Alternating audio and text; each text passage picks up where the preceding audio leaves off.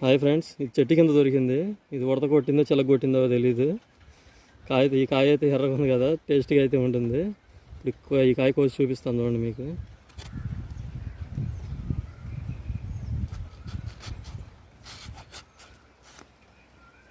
చూసారు కదా, ఎర్రగా ఉంది. ఇది చాలా టేస్ట్గా ఉండిద్ది. ఈ వేస్ట్ అంతా కట్ చేసుకున్నాం.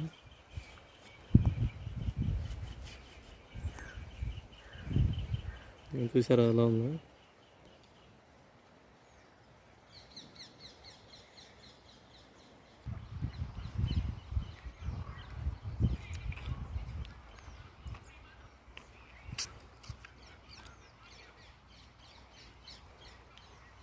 చాలా బాగుంది ఫ్రెండ్స్ తీగ. ఎందుకంటే పండిన కాయ రాలింది కదా చెట్టు కింద, ఎందుకంటే తీగ ఉండిద్ది ఈ కాయ.